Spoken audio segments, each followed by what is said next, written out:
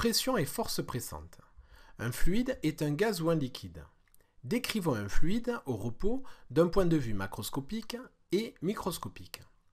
À l'échelle macroscopique, un fluide au repos n'a pas de mouvement d'ensemble. Pourtant, à l'échelle microscopique, les entités qui le composent ont un mouvement désordonné et incessant. La température, elle est due à l'agitation des entités qui composent le fluide.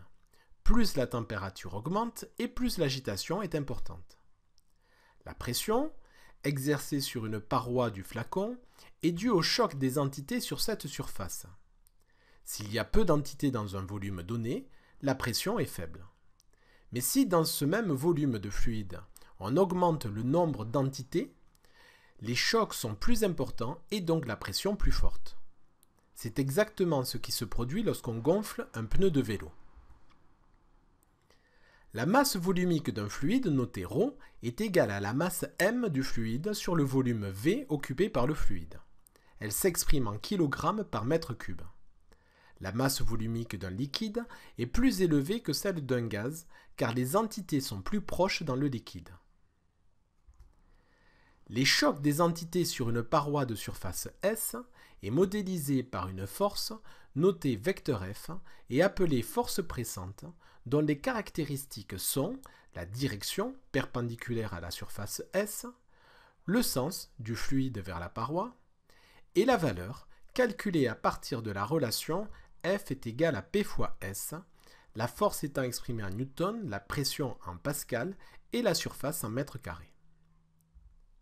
Pour un fluide incompressible et au repos, par exemple un liquide, les pressions en un point A et en un point B, situées à une profondeur ZA et ZB dans le liquide, sont liées par la relation pression en B moins pression en A est égale à ρ fois G fois ZA moins ZB, avec G intensité de pesanteur qui vaut 9,81 N par kg, ρ masse volumique du fluide en kg par mètre cube, la pression est en pascal et Z en mètres.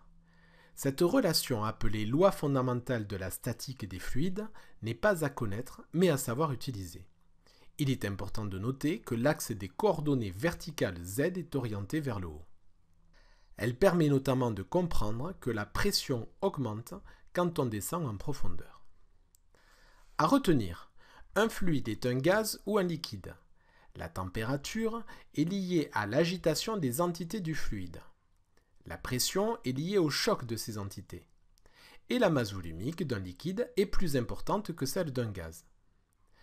La force pressante qu'exerce un fluide sur une paroi de surface S a les caractéristiques suivantes, et sa valeur se calcule à partir de la relation F égale P fois S avec les unités associées. Enfin, la pression dans un fluide incompressible et au repos augmente avec la profondeur. Réalisons maintenant un petit test de 3 questions. Mettez sur pause lorsque le symbole suivant s'affiche pour prendre le temps de répondre. Question 1. Choisir là où les bonnes réponses. La pression qu'exerce un volume de fluide sur une paroi augmente si A. Le nombre d'entités qui composent le fluide augmente. B. Si la température augmente. C. Si ce volume de fluide augmente. La pression est liée au nombre de chocs des entités présentes dans le fluide. Donc plus il y aura d'entités, plus il y aura de chocs. La réponse A est donc correcte. De plus, si la température augmente, l'agitation de ces entités augmente également, et donc le nombre de chocs aussi. La réponse B est donc correcte. En revanche, si le volume augmente, les entités auront plus d'espace entre elles et le nombre de chocs diminuera.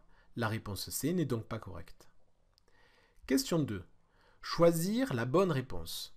Déterminer la force pressante exercée sur le masque d'un plongeur situé à 10 mètres sous l'eau, c'est-à-dire à une pression de 2 fois 10 puissance 5 pascal. La surface vitrée du masque est S égale 1,5 fois 10 puissance moins 2 mètres carrés. A. La force vaut 7,5 fois 10 puissance moins 8 newtons. B. 3,5 fois 10 puissance 3 newtons. C. 3 fois 10 puissance 3 newtons. On a vu que F était égal à P fois S.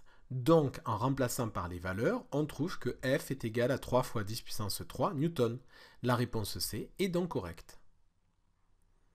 Question 3. Choisir la bonne réponse.